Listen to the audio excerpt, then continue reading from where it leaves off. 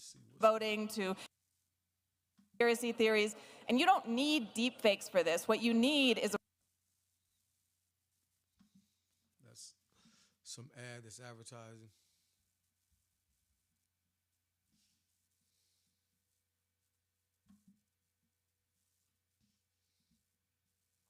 Okay, we lost that video, but we will find it.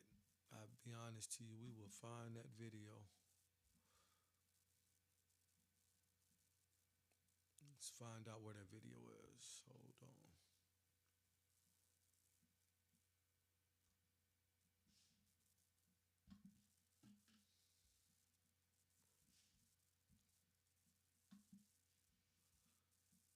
In the comments, y'all type in what y'all believe. What did y'all see?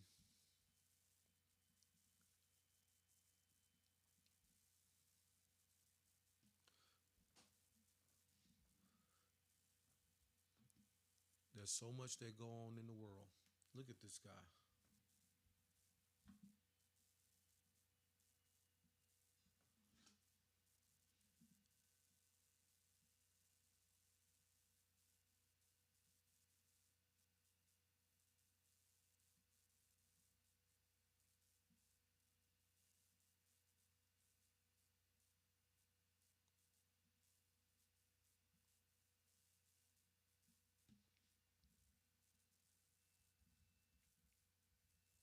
Bear with me right now. I'm just taking a look at some of the stuff that they were talking about, but I really want to find that video. This keeps popping up.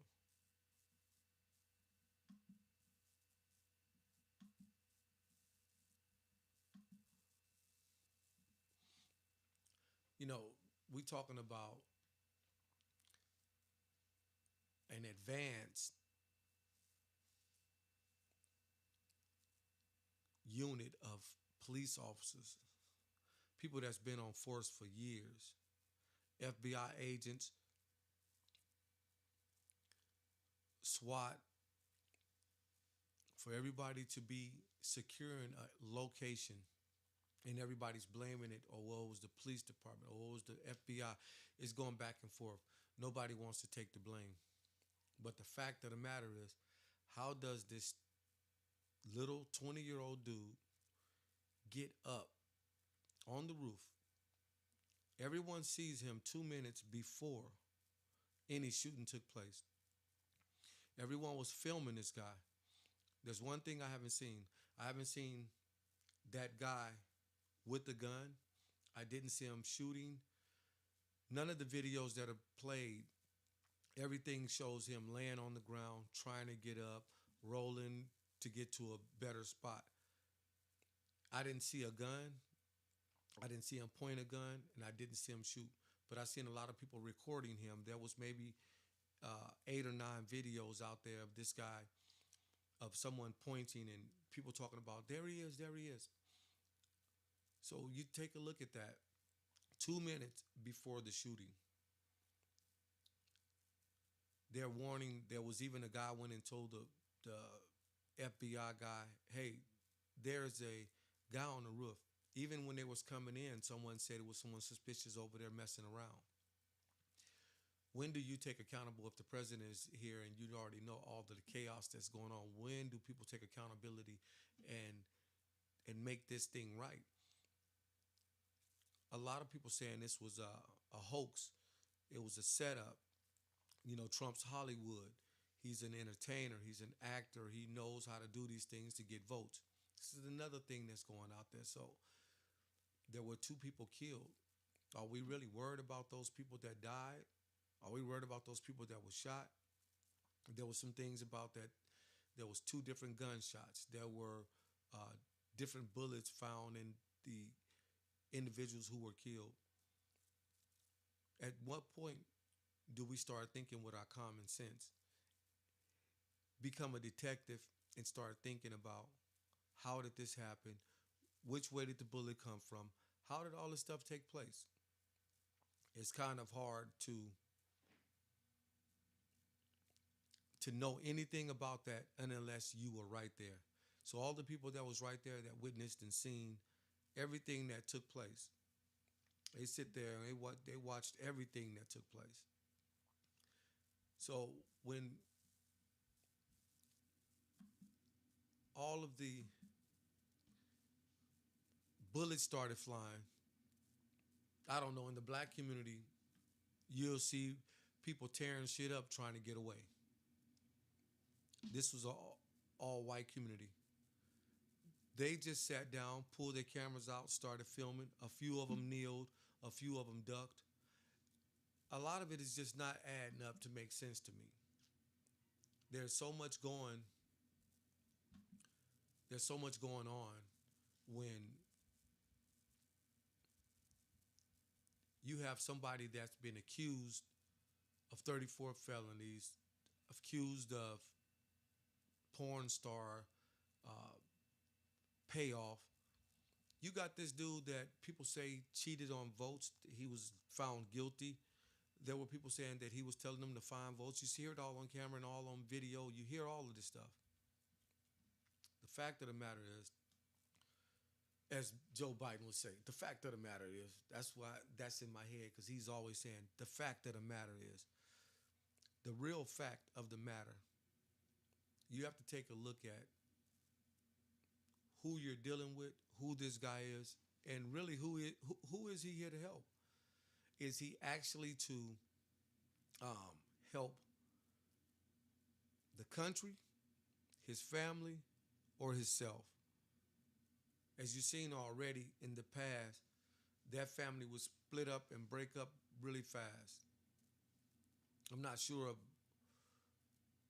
what they do behind closed doors because I'm not there, but I know the daughter came to testify. The son is on a whole nother different level of thinking. But his son said, we're going to win because we're white. Well, anyways, but let's just take a listen to this and see. Texas Senator Ted Cruz joins me now. Senator, you were briefed today. What did you hear? Well, it was utterly maddening. We had a briefing with all 100 senators and with the head of the Secret Service and also the head of the FBI. It was a 45-minute briefing. They spent 30 minutes just filibustering, walking through all the different things they did that day, walking through a detailed timeline of every other factor of what they did in the field, what they did on the stage, what they did backstage, everything except how they didn't stop a man with a rifle from shooting the president. And that detail they just omitted. And what's frustrating, you just played the head of the Secret Service. Let me be clear. She should resign today. And to be honest, Joe Biden should fire her yesterday. What does it take to get fired by Joe Biden? It was an absolute security catastrophe. And after this briefing, we had a chance for questions, but they only allowed a handful of questions. I tried immediately to ask a question, but you had to hit a number on your phone. They never got to me. They never got to the conservatives on the phone. I'll tell you, here are the questions I would have asked her if they would have given me a chance.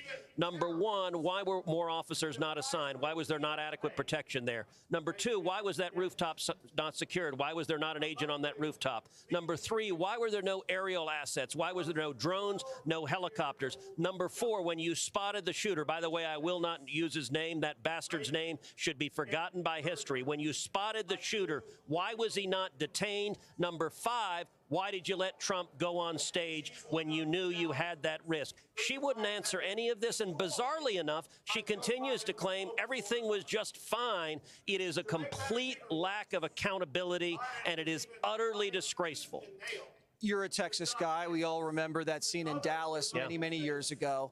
There was a cover-up there. We never got the full picture. A lot of people have a lot of questions about that. A lot of people now have questions about this incident. Is Cheadle there to cover this up? Because anyone with honor would have handed their resignation letter in. Absolutely. Look, I don't know what I will say. I just finished recording a podcast, actually, with Dave McCormick, who's running for Senate in Pennsylvania. Dave was there at that rally. And so on my podcast, Verdict with Ted Cruz, Dave told the story of being firsthand there. And what I laid out is, listen, the leadership of the Secret Service was utterly incompetent on this. And I want to draw a distinction. The agents who were there behaved heroically. They put their bodies in harm's way. They put their bodies between a bullet and the president. So I'm not impugning the agents, but the leadership, it was either utter incompetence or what I'm very concerned is that it was political. That this administration, remember, this is the same Secret Service and the same Department of the FBI. We should have the Secretary of Homeland Security. They should answer these questions, and they should also answer the questions, how many threats have been lodged against Donald Trump? I believe he is probably the most threatened person in the world, and the Secret Service management, they utterly failed in their core job. When you say this could have been political, are you saying? So there you have it. They're talking about it being political, being something to be able to gain more votes, get more people to take liking to Trump, get more people to get up off the couch to vote for Trump. Any person that brings this kind of energy towards America, what do you think the rest of it's going to be like if he gets in office? I don't know about who's making more money, who's getting the best benefits, who's getting health insurance, dental, or whatever is going on that the GOP or the Congress or the Senate or whatever they're doing, we don't know what the outcome is going to be. But we do know going in, with all of this taking place, he's been to court, he's been ran up on charges, mugshot, all of these things has been nothing but bad energy. Even when he was in office last time, the death toll from police officers of killing black boys, black men, and black women shot up through the roof. I mean, it doesn't take a rocket scientist to figure that this guy is bringing trouble to the United States, bringing trouble inside the United States. Who really wants to deal with that? What kind of person don't see? They say, well, we got to pick the lesser of the evil. So if they're both up there evil, why don't we get somebody else? Why don't we take our votes and vote independent? There's other people that's in the race, but because of these two clowns are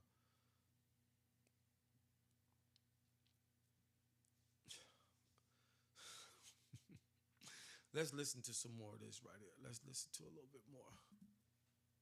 Saying that resources may have been denied or diverted?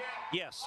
So listen, let me be clear. I'm not suggesting some murky conspiracy that the Secret Service was in on it. That's not what I'm saying. We don't have any evidence of that. There's no evidence of that.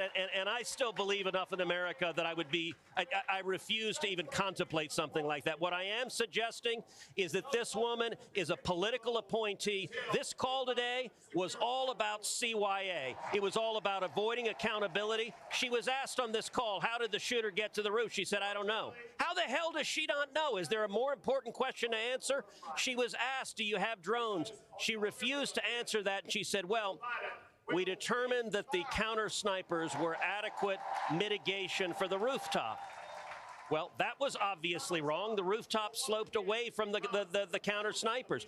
Zero accountability, zero recognition that she screwed up, her leadership screwed up, and this administration. Why is Joe Biden not firing her? Seriously, like you look at Afghanistan, the catastrophic withdrawal there, nobody gets fired. What does somebody have to do to get fired? There is no accountability because it's all political. I understand we don't believe in conspiracy theories. There's no evidence of that as of now. We hope there is not. But when this is such a blatant and catastrophic security failure, when they allow the president to take the stage after they know there's an armed threat on a rooftop within 150 yards, that makes a lot of people think, why?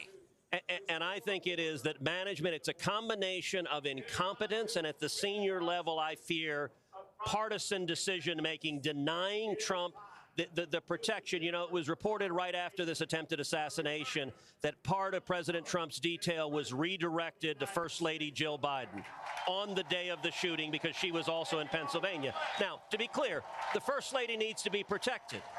But the political decision, a question that needs to be asked is, were they treating Donald Trump simply as a former president, or were they the United States and someone for whom, after a decade of demonization from the radical left, calling him Hitler, calling him the devil, there is a lot of animus towards him. I fear they made a political decision not to provide adequate resources to protect him, and we've seen the tragic consequence. All right, thank you so much, Senator Ted Cruz, Texas. Thanks, Jeff. Having a good convention? Fantastic convention, and one word summarizes this here: unity. This party is united. All right, it's a beautiful thing. Thank you again.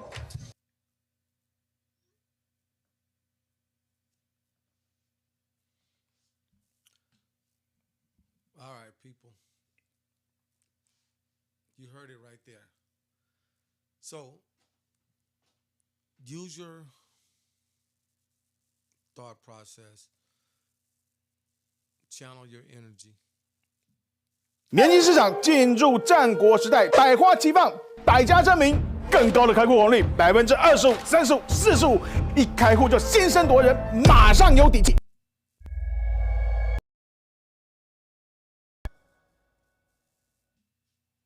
Our class was actually, they said, like one of the smaller classes. It used to be like 400, 500 like years ago, and our classes were roughly around 300. So we knew each other, but there was just some people you knew, some people you knew closer, but it wasn't too close. So that's how most people were sort of aware of Tom, but nothing too deep relationship-wise. Yeah, he did have a few friends. I mean, he wasn't just a loner out there, just like anybody else would. But not a huge friend group, wasn't like the most popular person in the class or anything like that. In the class of 2022, graduating class. There was like a few cliques, like he, you know, in homeroom he would play on his computer a little bit more. He was very into that, and he also, you know, he would kind of sit more alone with a few friends at lunch, you know, like anyone else would. And there were like bigger cliques, smaller cliques. Kind of just how high school is. Just around like graduation, he was like a few seats away from me, and I remember talking to him and another kid just in the auditorium. It was like, oh, how long are we gonna be here type thing, but nothing too hugely notable after that. He was in my homeroom for 8 years, but nothing, we didn't have any notable conversations prior to the graduation. I had some classes with him. He was in like higher math courses, and I was like in higher science ones, so we'd have a few, and then history as well, but nothing, not too many classes here and there. It's just like any normal person really would. Was always nice to kind of people around him. You know, just some people kind of don't fit in as much as others, just how the cliques go in high school. Let's go back to, and no one asked him how he felt. He hasn't released a thing about what took place once he was hit. Because anybody know, if you've been hit, you know the feeling, and you know what it is. It all looks like a hoax, and I just hope that all the truth come out in it. Cox Business is here to set you up with tech solutions that adapt to your business needs. Like, thank you all very much. Oh, good afternoon. Good afternoon. Good afternoon. Please have a seat, everyone. Please have a seat. It's really good to be back in Michigan. I want to thank you all for the work you're doing. I want to thank Debbie Stabenow. Where are you? She's that extraordinary senator of yours. She's over there somewhere. There she is. Thank you, Senator. Every time I think I've come to the state, she's met me on the tarmac, including today. Thank you for your leadership always. Thank you.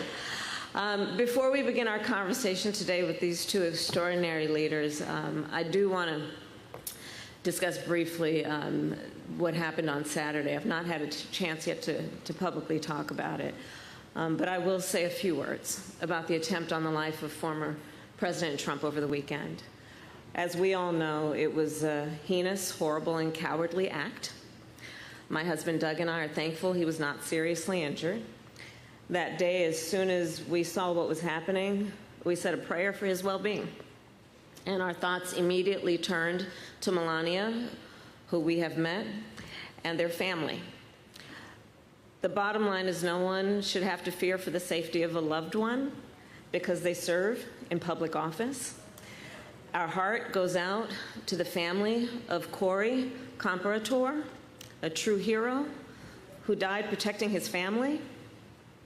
And Doug and I, of course, are holding them close in our hearts. We are also wishing those who were critically injured that day a swift and full recovery. And we are thankful to the United States Secret Service, the first responders, and local authorities. The United States of America, I believe, is the greatest democracy the world has ever known. Yes.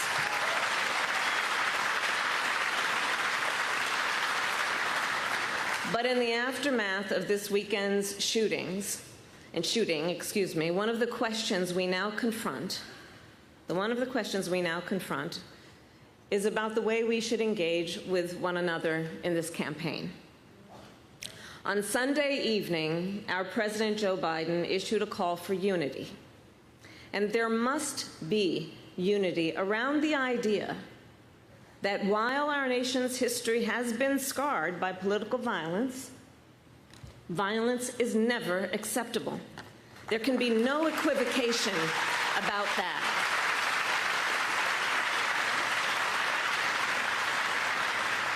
At the same time, the hallmark of American democracy, the hallmark of any democracy, is a strong competition of ideas, policies, and a vision for the future.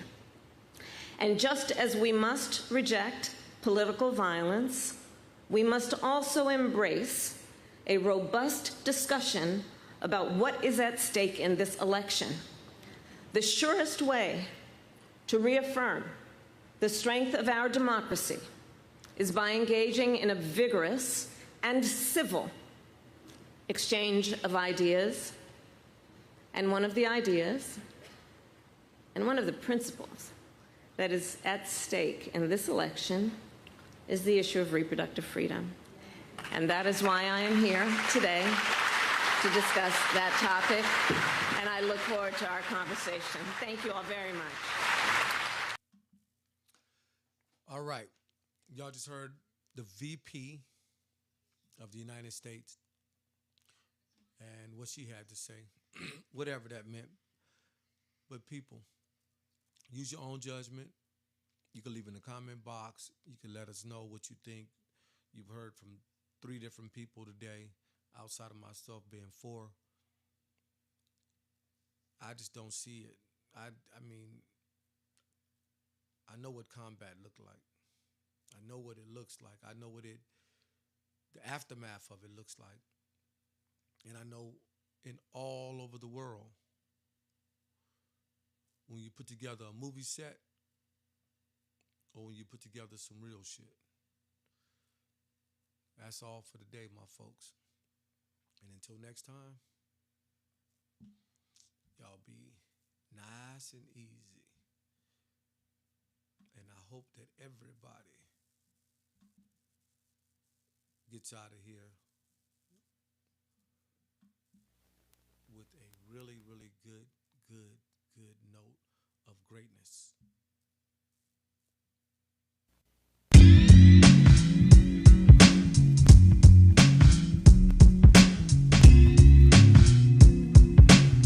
International cross-country playing. You understand with the flavor? Do you understand the international cross-country playing? Feel me? You understand with the flavor? Do you understand the international cross-country playing? Feel me?